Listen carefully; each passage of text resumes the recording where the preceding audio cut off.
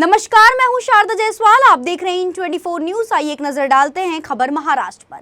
Bulletin में सबसे पहले बात करेंगे अटल सेतु ब्रिज को लेकर। मुंबई के अटल सेतु ब्रिज को लेकर अब राजनीति गर्मा गई है। अटल ब्रिज को जोड़ने वाली सड़कों पर दरारें आ गई है। महाराष्ट्र कांग्रेस अध्यक्ष नाना पटोले ने अटल सेतु का निरीक्षण करने के लिए सेवरी से लेकर नहावा शेवा तक दौरा किया। इस दौरान उन्होंने दूर तक दरारें देखी, जिसके बाद महाराष्ट्र कांग्रेस अध्यक्ष नाना पटोले ने सरकार पर जमकर हमला बोला। उन्होंने सरकार पर भ्रष्टाचार के आरोप लगाए, कहा कि इससे लोगों की जान को खतरा है। पटोले ने कहा कि 2 महीने का यह रास्ता है, 1 फुट यह रास्ता खिसक गया है। जनता के पैसों के नाम पर यहाँ भ्रष्टाचार सरकार कर रही है, लेकिन यह किसी की जिंदगी के साथ कैसे सरकार खिलवाड़ कर सकती है? यह सरकार के भ्रष्टाचार का छोटा सा नमूना है। भाजपा सरकार भ्रष्टाचारी सरकार है, जनता के विरोधी वाली सरकार है। सुनिए इसके अलावा उन्होंने और क्या कुछ कहा है।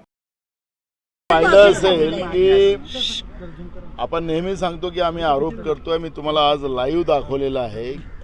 मुश्किलनं 2 महिन्याचा हा रस्ता आहे।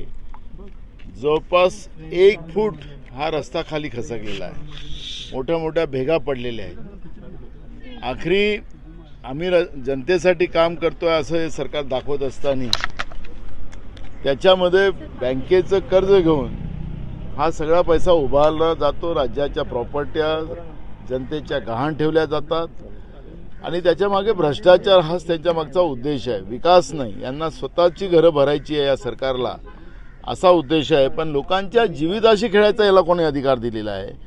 अशा पद्धतीचं चित्र आहे। आणि म्हणून मी आज तुम्हाला या सरकारचा एक भ्रष्टाचाराचा एक छोटासा पुरावा, मी तर माझ्याप्रमाणे हा तो छोटासा पुरावा आहे।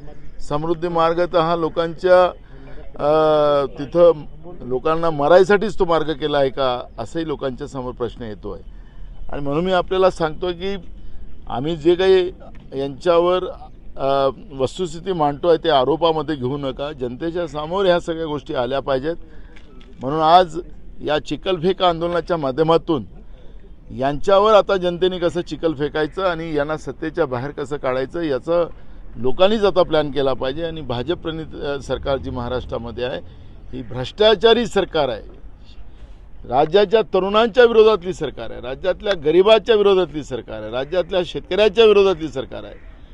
आणि भ्रष्टाचार एकमेव यांचा मूळ आहे, हेच याच्यातून सिद्ध होत आहे। पण नाना पंतप्रधानांनी स्वतः या रस्त्यावरून प्रवास करत जे आहे ते उद्घाटन केलं होतं। मोठ्या प्रमाणावरती जे आहे ते धामधूमचं पाहायला मिळालं होतं। बघा, नरेंद्र मोदी प्रधानमंत्री हे भ्रष्टाचारांचे सरदार आहेत। देशभरातल्या अनेक भ्रष्टाचारी लोकांना ईडी आणि सीबीआयची धाक दाखवून आपल्या मंत्रिमंडळात त्यांनी घेतलेलं आहे। त्यामुळे भ्रष्टाचाराचे सरदार आहेत। त्याच्यामुळे त्यांनी भूमिपूजन नरेंद्र मोदींनी केले। प्रधानमंत्री नरेंद्र मोदी असते तर त्यांनी खऱ्या अर्थाने या सगळ्या गोष्टीचा एक पाहणी केली असती आणि जनतेसाठी, आणि तेही अटल बिहारी वाजपेयी साहेबांच्या नावाने हा रस्त्याचं नाव ठेवलेलं आहे। अटल बिहारी वाजपेयी साहेब एक मोठं नेतृत्व या देशासाठी निर्माण झालेलं आहे आणि त्यांच्या नावाने भ्रष्टाचार अशा पद्धतीचं हे चित्र आहे, हे दुर्भाग्यपूर्ण आहे।